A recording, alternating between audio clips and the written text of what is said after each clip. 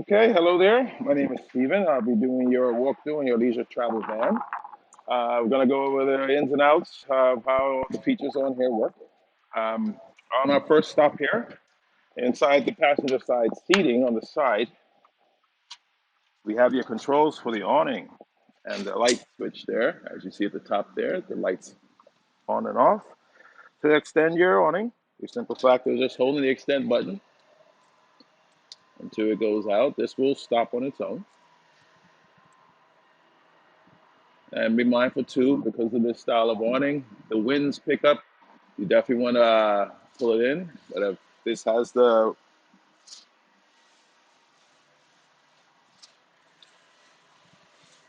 yeah, as soon as it stops there, I'm not going to keep it out too long, but I just want to show you how far it fully extends. Right about there is where it's done.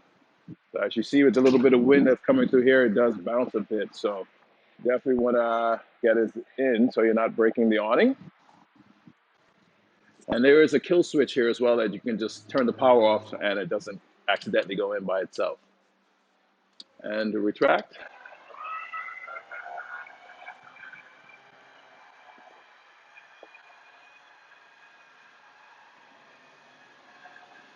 And also too, if the rain is coming down pretty heavy on when you're camping, try not to leave the awning out that much either, because you don't need the weight of the water putting stress on the arms of the awning.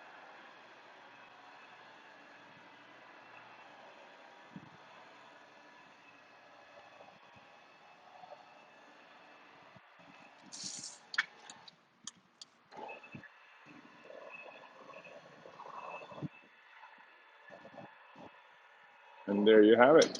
It is fully in its own casing, nice and secure to the side of the RV.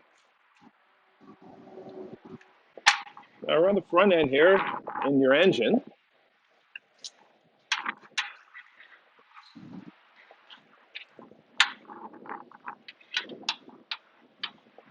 okay. So right here you have your DEF fluid. When you are running your RV, your DEF, you should never top it up. You always want to run it empty. It should be pretty much changed every 5,000 kilometers on this. Uh, Definitely want to keep some on hand. Again, never top it up with what's already in there. Always want to have fresh. Now inside here, if you ever had an issue with starting the engine because your batteries are dead, you have your connectors here that you will connect your positive and your negative right up on the hood here to jump start. So just connecting there and go ahead and jump start your battery. Um, any issues with the engine, you will need to go to Mercedes to check it, get everything checked out, because we do not touch their engines. As you see here, this open cavity, this sits flush against the hood here. It's just for venting. The vent is on top of the hood itself. So you don't want to cover this with anything. Just make sure it's free and clear of any debris that might happen to fall in there. Um, Windshield wiper fluids tucked here, power steering, and the antifreeze is on that side there. Okay.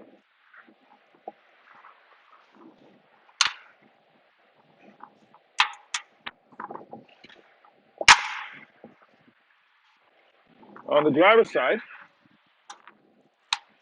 inside your door here, you have all the motorhome information, water capacity, the towing capability, which is receiver on the back, GVWR on here, and tucked in the cabinet, you have your fill up for your diesel. Okay, just tucked away as the door closes, keeps it nice and secure. And just to let you know, the handle for the hood itself is tucked right on the side under the dash here. Now under here, you have your fuses for the chassis. So definitely keep a couple of those on hand. As well as inside the coach, I'll show you another area where fuses are located for that side of the unit. Just snap that back in there. And on each side of the chair, you have your seat adjusters here. You can extend the front piece here, drop it back a bit, and also pivot them around.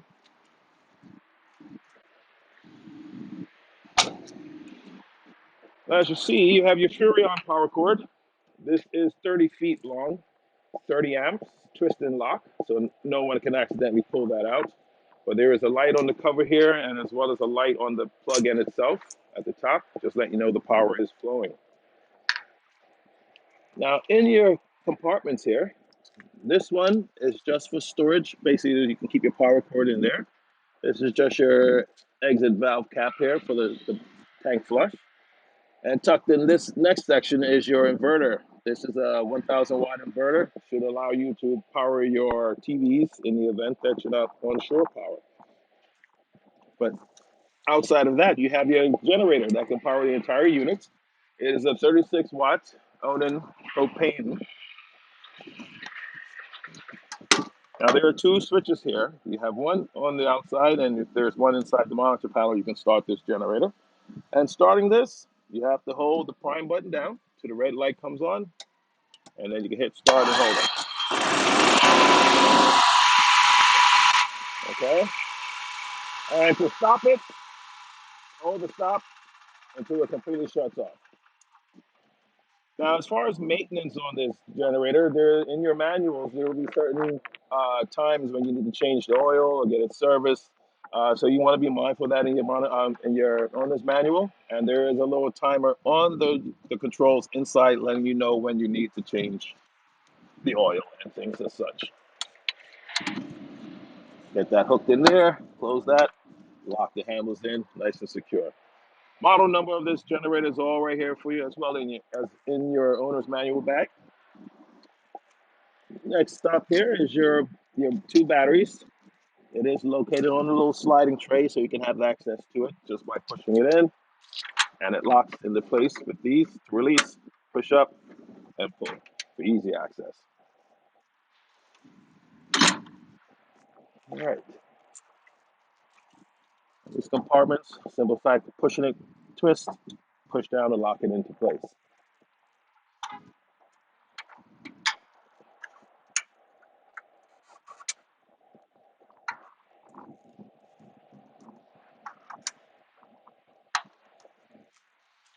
All right, and now here you have your Truma water heater.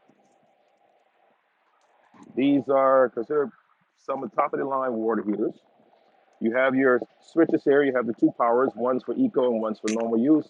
Basically, the eco mode just allows you to get a little bit more water, maybe another 30, 40 minutes of hot water if you have multiple people in the unit.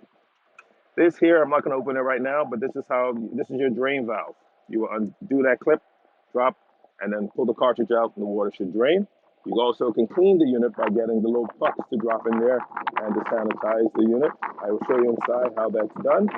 And pretty much your pressure release valve is here. Definitely want to keep it as clean and dry as you can, obviously, because all the electricals are here. But Tumas are a really neat unit, so you shouldn't have too many problems with this at all. Lock that back into place. So down this side here, you have your water center. So basically, you have a switch here for the water pump. You have a hot and cold shower tap here.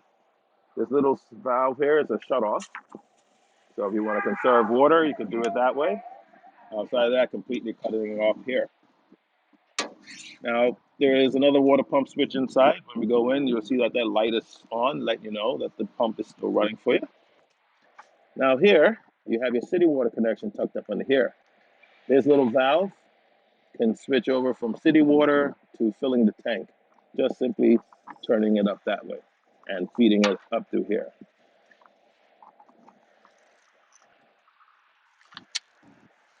Here is where you're going to fill your propane.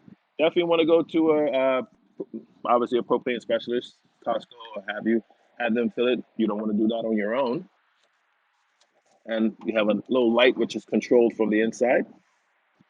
And here, little switch says your propane shut off. So basically turning the propane on, simple flick of a switch. And then these two connections here, one for satellite, the other one for cable, which will feed the entire unit inside. And then tucked in the side here, this is your macerator. Basically, this is how you're going to be doing your sandy dump. It's a simple fact of turning the switch on and then pulling your gray, and your black tank is tucked in between the frame here. Always want to do the black tank first. Get the macerator going. Once you're satisfied that it's pretty much empty, then you can close it and then pull your grate to wash out the line afterwards. And just simply clicking that off. Now there is an option you can actually take the macerator pump off if you want to hook up to a sandy dump. That's what that cap was in that cabinet there. You can just close that off here.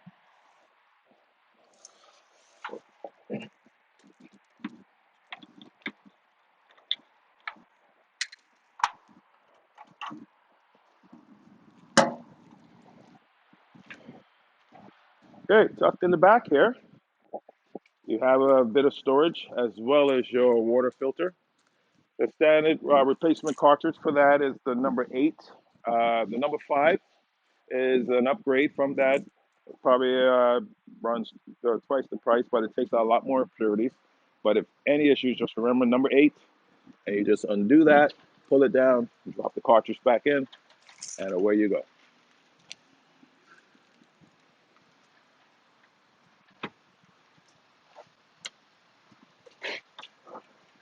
Now your unit is wired with a backup camera here, which will be displayed on your dash. Really, as soon as you turn it on, you go to your settings, and it comes up right away for you. Really easy to use.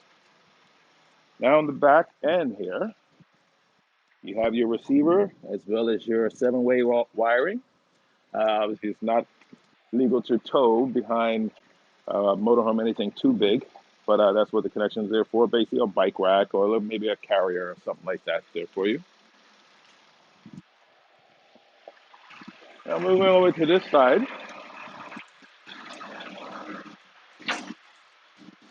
you have some storage, which is underneath the folding bed.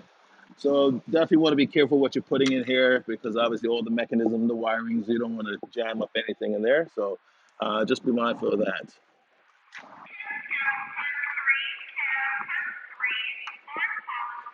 And then you have some more storage in here. Now, just checking. Sometimes there's a light in here, but there's no light in this one. But yeah, nice carpeted storage there for you. Really sturdy bottom shelves there.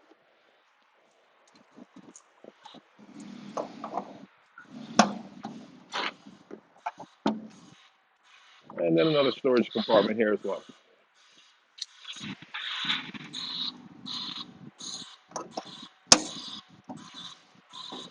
Now these two vents that are located above here, these are basically your fridge vents. Keep the fridge cool. All your components are in here, pretty much the power and the gas lines. This is just basically the hot air vent from the top.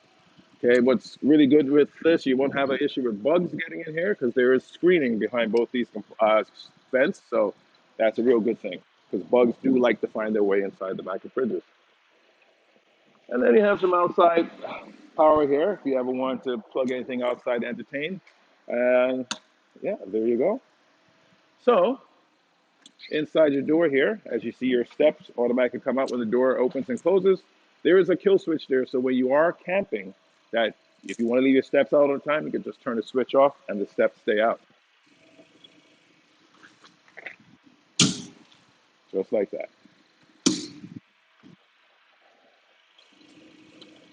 All right. Now, on your door, you do have a screen slider, which snaps into place just like that. Keeps all the bugs out, and just to release, just give it a good little tug and let it slide back. All right. Now your door is hinged, but it has this strap here to hold it from flying open. But you have this little bar of support so that you can keep the door propped open without it swinging back and forth. Nice and strong. Keep it, and it's mounted right to the door frame. And then you got a little pocket storage there for any magazines, road maps, or whatever. One-time use fire extinguisher on the side there. It's good for 5 years. Just perfect. That is tucked right there for you. And as well, on the side, this little dial is your battery disconnect. So this turning that off is good for long-term storage so that your batteries are not getting drained.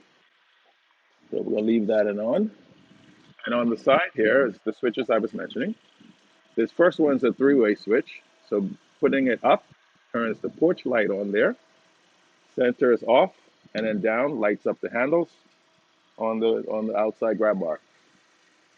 And then the other is the ceiling lights, and then a kill switch. And your ceiling light here, on and off, and then you can dim the lights if you want, just by holding down the minus or the plus.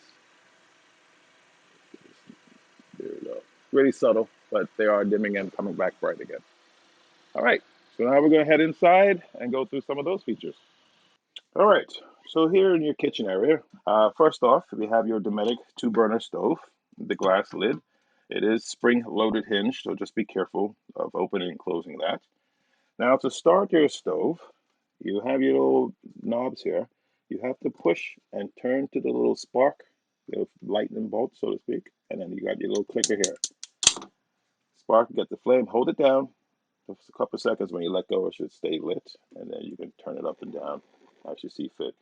Turning the stove on first is a good way to purge any air that's in the propane line. And then if you are running on propane or anything in the unit, at least your gas is flowing. And that one starts fine. Let's do the bigger burner. And there we go. And that sound you hear is just the air coming out of the line. And you definitely, too, because of the metal, definitely want to wait till the stove is cooled down before you put your lid. Okay, and with the closed burners, it makes cleaning a lot easier. Just popping that out to wipe it out, no problem. Here you have your little backsplash, keep the grease down and what have you. Here is a little hanging rack. They got these 3 hooks that are adjustable just by turning it and sliding to wherever position you want and locking it back into place so they don't slide back. Okay, so tucked in the back here, you got this little cubby. Has the waste bin. You can use it for waste bin, an ice bucket if you're entertaining, but it's got the nice sturdy lid here to keep that nice and closed in for you. And you have the lid here for your sink as well. Okay, hot and cold taps. It swivels, just be mindful not to, because it does spin all the way around, so be careful with that. And with your stopper, just want to make sure you got that turned upside down, just so that no accidents do happen. Well, you got the good little cubby spaces in here. Yeah, you got this little pull-out drawer with a little lock there to release it. Nice and long there for you.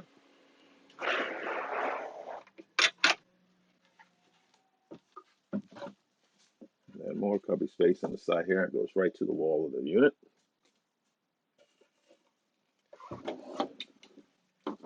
Here's another filter. And this is the wrench to help take that casing off in the back there. This is a little quick connect that comes with the unit that you can use to hook up external cooking devices, portable barbecues, small fire pits.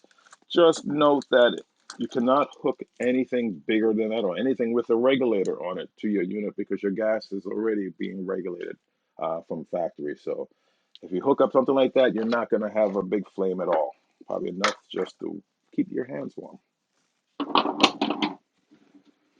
And also in this top drawer, you want to come take a closer look here, you see the bottom of the burner. So just be mindful of what you're putting in this drawer so you're not striking that and damaging any wiring or the propane lines. Yeah, some nice deep cabinets here. All right, this side you have your pantry storage. Yeah, you have a plug for the microwave there, and another little cubby at the bottom. Now these all have motion lights in them with this little button here. As the cabinet closes, the light comes on and off. Microwave, not much to tell you about that, but when you're traveling, definitely want to either take the plate out or wrap it in a towel, leave it in there. Okay, and this is a convection microwave. You can refer to your manual with regarding convection, but it does a lot of cool features on this, and as you see, 50% faster cooking with that. Now with this pantry door, this is because you're going to have all your cans. This is actually locked. Just to release it, you push the button there, and then you can pull the handle. And as you see, nice shelving for your other pantry goods. Just make sure when you close it, you do lock it back into place. And at the bottom here, it's another little cubby. And then here you have a privacy shade, which is snapped into place just so you can separate the sleeping area from the common area. It's a little magnet here that locks it into place.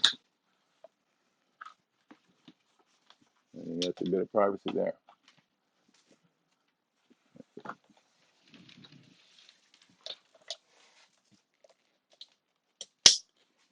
All right. On this cabinet,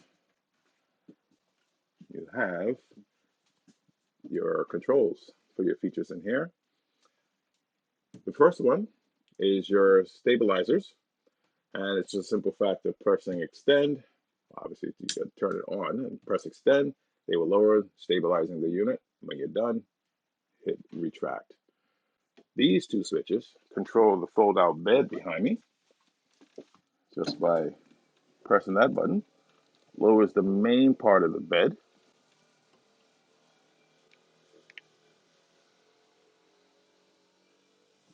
Once that's down, then you can raise the foot.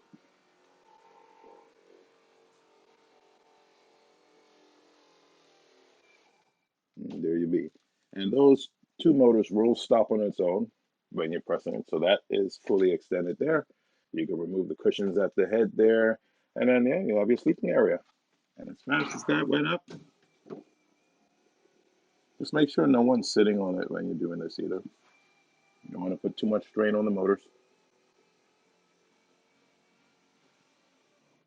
And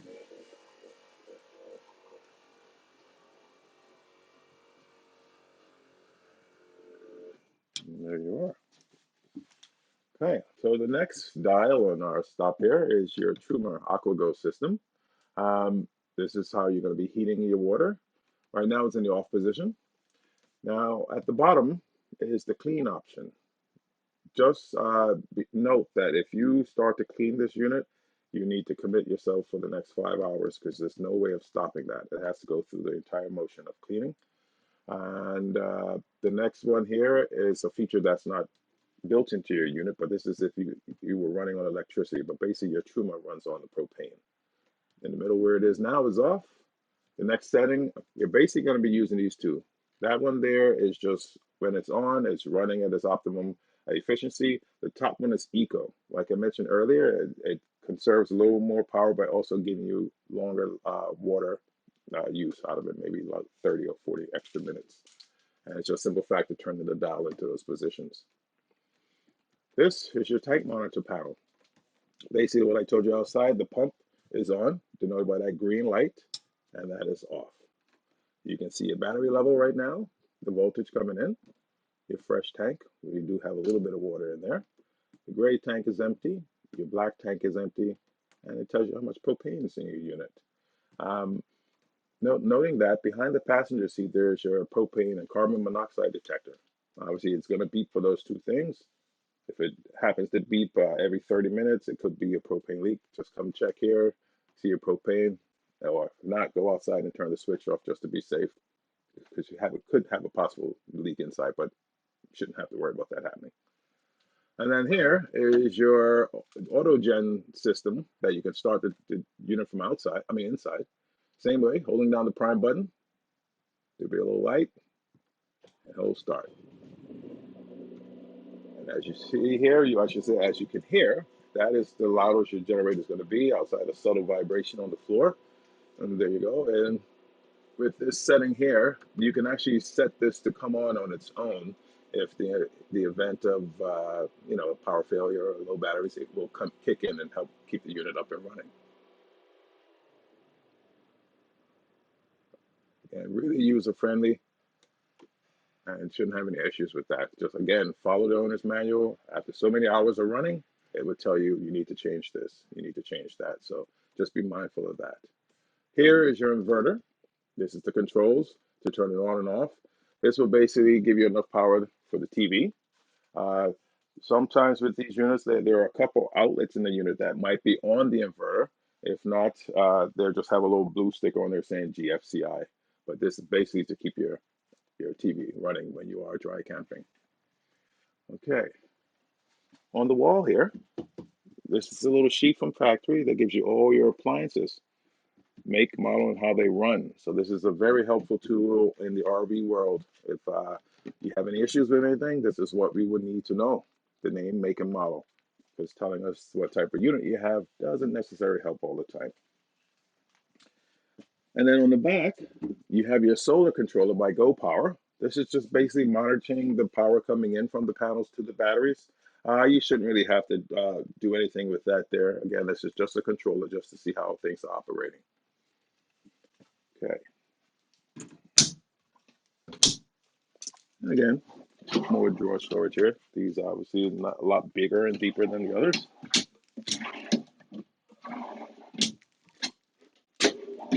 And you see that they're actually pretty secure, so you're not going to have to worry about them coming out. Just got to give it a good tug. Yeah, maybe stay in place while you're driving. Now, as you see on the ceiling, we have a bunch of air conditioning registers. They have dampeners on them just by simply sliding them closed. So the more you close, the ones you leave open, you'll get a lot more air coming out of those. Here you have your filters, just a simple fact of undoing the clip, giving them a rinse out, and sticking them back in there.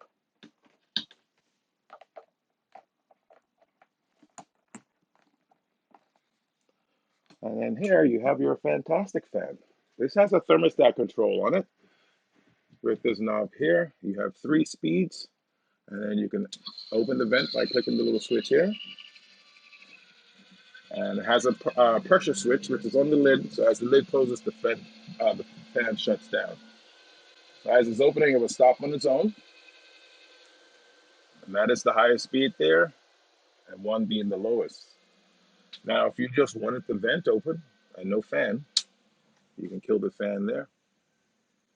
Now, as mentioned with the thermostat here, depending on the time of year, the weather, you can adjust the setting on there from red being the obviously warm, blue being the cool. It will come on and off by itself, venting all the hot air out there for you. And if it happens to fail, obviously you've got the knob here, you can manually wind it down. Let's do that. I'm going to close it. Has a little 4-amp cylinder fuse on this one. So again, fuses definitely keep a good mix of what your unit is supplied with, so you don't have any issues down the line. Now, as we come back, you have your huge skylight here. Now you have 2 shades on this thing. You have the blackout, and then you have just your sunshade. Okay, you can have them whatever position you want. Let's retract in. Now opening this, you have the button here to release just by pushing it in, swinging that down, lifting it up. So you have actually 3 positions for this. That's 1, getting wet here. And then release, position 2, and then all the way open there, position 3. Just don't forget to close this because it's actually well open there, so you don't need to get the unit wet. But just slide it back in there, snap it into place, locked, ready to go. All right, so this is the controls I was mentioning to you earlier. And let's see if we can get these, you can see more of the lights being dim.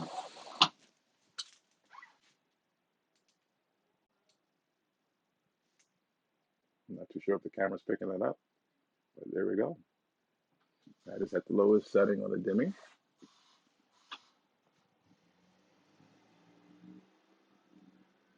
And that is the brightest. Okay, so these cabinets have a little button on the back end here that you just have to open up, just like so. Good storage in here.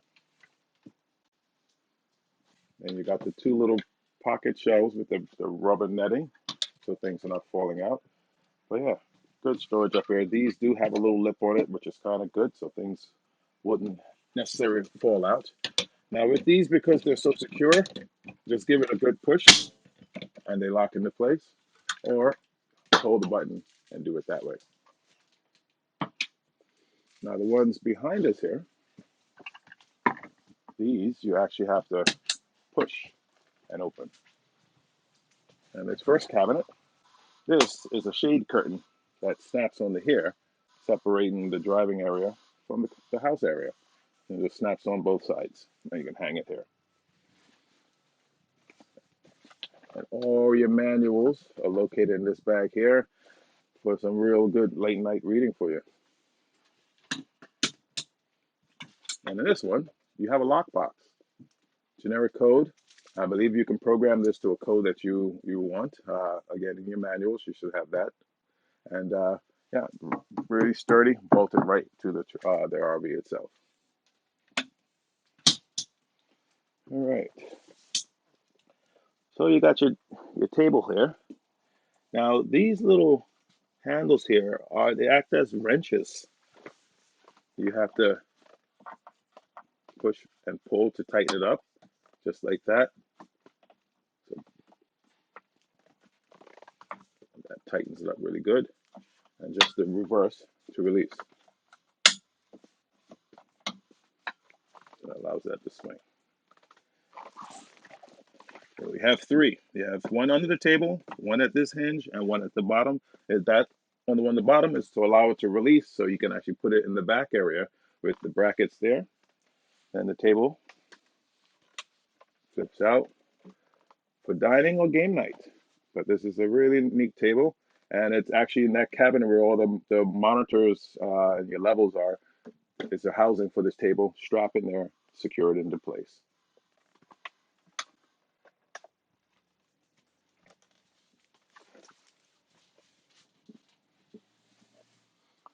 Underneath this seat, you have your actual furnace. Okay, so this one is accessible from underneath this cushion here. Just by pulling the cushion up, flipping it open, you can get access to it underneath there.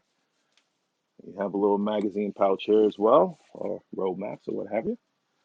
And let's head to the bathroom.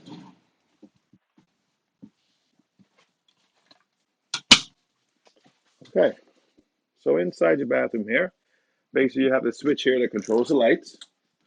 The one in the shower is the little black button on the right side. You push that on and off.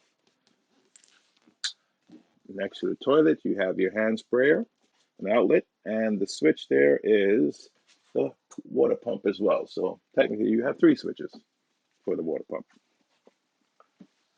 Now, these shower doors by Nautilus are pretty neat. They can take a licking, but they are designed to squeegee the water when it closes into the tub, so you won't have to worry about mold or anything growing in there.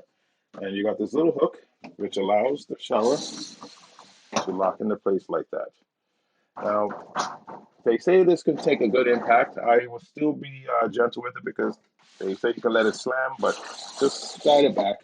Makes it last a little longer. And your shower head inside here is pretty neat. Has good spray power on it there. You have the release button here to adjust the height. So you're locking into place. You got the good quality metal hose there. And obviously your on and off little shelvings there for you. Now you have a fan in here. So you can open this by grabbing the handle and pushing up. And then you can turn the fan on. That will help get that hot air out of the bathroom. Now you don't have to have it open if you just want to circulate air, but that's the sound that the fan will make. But it's a simple fact of clicking it off just like that. All right, let's hit that off there for you. Now flushing your toilet. When you flush halfway down, fill up the toilet with water. Use the bathroom when you're done, all the way down. And again, you have your hand sprayer to wash down whatever. You want to be mindful of this toilet. It is a Dometic. The manual should be in there in the bag, but if you ever happen to lose, on the base of the back of this toilet will be the model number, which is really crucial when it comes to toilets because there are over 100 different varieties of toilets, and you can't just say I have a Dometic. So model number, that's all we need to replace them. We do have a lot of the components for these toilets in our store. And then just a little vanity storage there for you.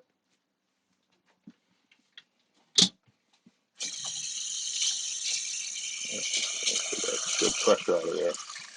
Good pump. I believe you have a pump that pushes about 4 gallons per minute. So that's pretty the highest pump out there. So in this cubby is your DVD player. It's your remote here, just your standard DVD player. And up on the ceiling there, you see your wine guard system here. When activated, you're going to hear it moving at the top. It's just trying to find a signal. Okay, but that's just off there. Then on the back, you have your outputs coming in for satellite, if you ever got a satellite system up there like that. Here, where you see that green light, is your antenna booster. So when that's on, you can pick up the free channels through your TV here. So you have to make sure that is on. But if you're hooking up to satellite or cable, you want to make sure those are off so you're not causing any feedback. And then you have a little 12 volt. Actually, sorry, that's a USB. It looked like a 12 volt, but you have two USB plugins there for charging any devices that you have. And then your TV. This can swivel out. So if you wanted to flip it right around while you're in the kitchen cooking, watching the game, you can do that. Or just have it in for storage mode. There is a locking pin on the back here that it will snap into place. Just like that, so that's not swinging in anywhere. You got the Jbl Sound Bar. A lot of features on this device here. Most areas, if you are just running off the antenna, when scanning, you can probably get anywhere from 5 channels, sometimes up to 21. Basically, you have all your local channels and everything, depending on where you are, that is. And sometimes you might not get any, so make sure you pack some DVDs. Because your trailer is your RV is 30 amps, we give you this park adapter, which takes the 30 amp down to 110, so you can plug it in. Be mindful what you're going to be turning on. You're not going to get the AC. You're not going to probably get TV. Basically, your essentials, pump and lights. So again, just for storage. And this is your remote for the the TV, sorry. Yeah, more cubby storage here. And just the big one in the back side.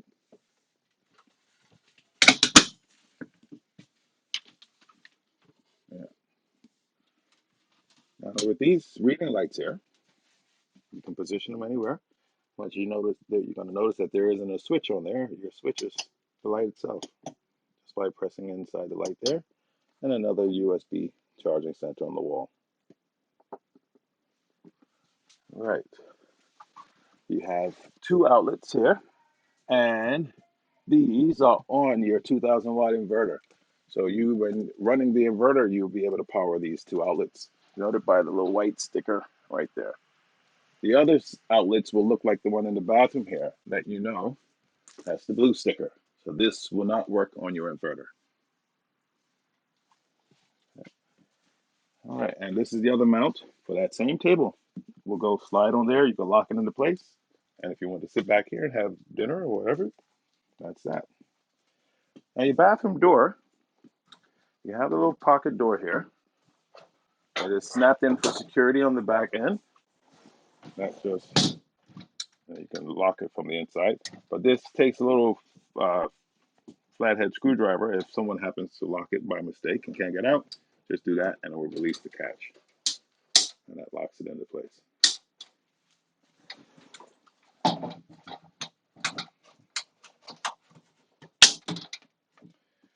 Now, up front here, under the table area,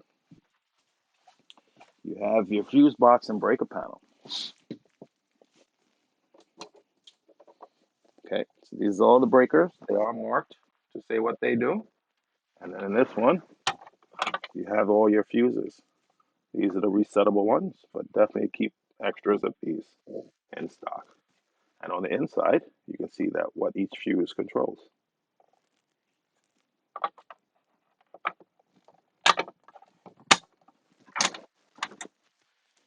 All right, and like I was mentioning earlier, just on this side here, but this is your propane and carbon detector.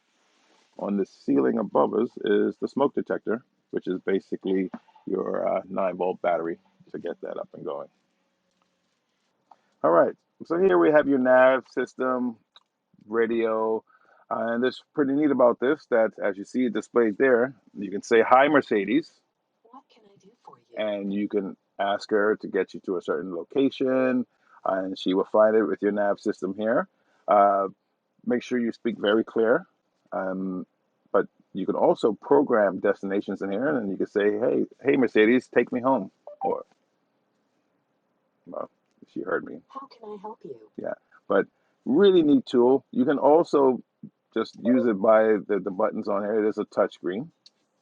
So as you see, you have your navigation there. You can Bluetooth your phone to the device, and it will play through the speaker system here. You have your radio. You have the media device. So that's basically hooking up any one of your devices on here. You got your info and your engine consumption, things like that. It's a really helpful tool. You can install other apps. There's settings in here. You can get your steering assistance, light system. So there's a lot of information in here. Really user friendly. You wouldn't affect anything on the coach by playing around with this, but you have your manual, which is really helpful. This also has a cheat system in here.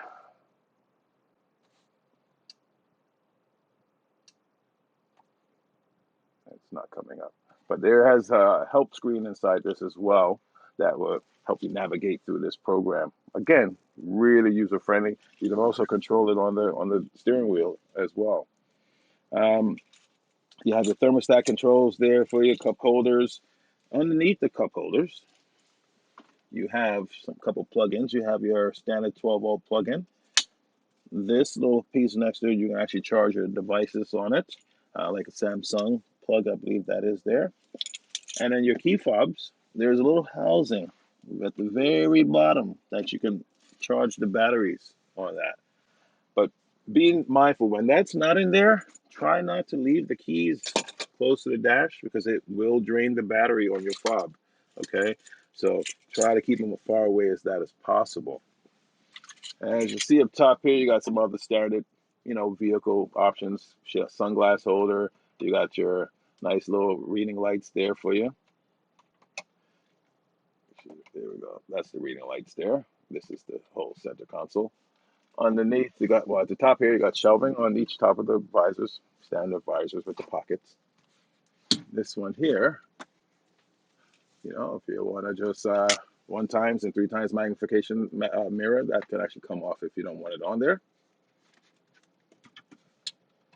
And you got some more little holders at the top here, your adjustable AC vents, and your basic headlight controls and phone access here. In the front, we have the little connection for that plug-in I was telling you about there, so you can plug a USB device in from that. So that will convert that Samsung plug to any iPhone or whatever device you want to plug in. And then your generator manual. Again, actually, this looks like they've given you a DVD with this one, so which is really nice. And then this is just a little DVD from Leisure Travel going over a lot of features, designed for your unit. Now, underneath here, now see those 2 little knobs there? That is actually a toolkit in there. I would suggest you keep those tools for yourself because it's not recommend you tinker around with the unit. Definitely bring it to the RV specialist. Or again, if you have engine problems to Mercedes, it's just something that they give every leisure travel van. Okay, so I'm just gonna basically go over the chair, how it can pivot. Both chairs do the same. Now, when this is down, you can stop like that, but all the way up to close it. And then at the bottom here, you have your little pivot. You can turn the chair right around, face the rest, and party in the trailer. On the front here, you have this little latch.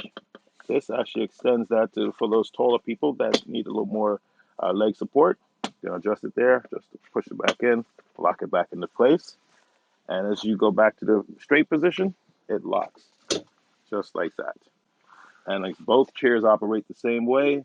The little control dial on the side allows you to move the back up and forward. And yeah, so on the sides of the doors here, there are some controls. Obviously, you got a heat feature. Excuse me. You can adjust a memory control. You can have 3 settings here. So depending, I might be number 1, she might be number 2. You can just press the button and it will adjust the seat accordingly to that person. All right, so you have these switches here that'll adjust the back, the top one here, back and forth. And then you have the bottom that lowers the base of the chair. Okay, and you definitely, especially with the driver's side, you want to bring the back forward as you can so you can pivot that one around to face the back of the unit. And then I said, there's your basic locks there. and your window switch. Okay. Now that screen that I showed you for the divider here behind the chairs can also be snapped here to black out the windshield. And that's basically your leisure travel van in a nutshell. Any other questions you may have, you can contact us. We can go over some more features with the unit in more detail if you would like. Outside of that, I hope you get out there and get to enjoy your motorhome. It's been a pleasure. Thank you.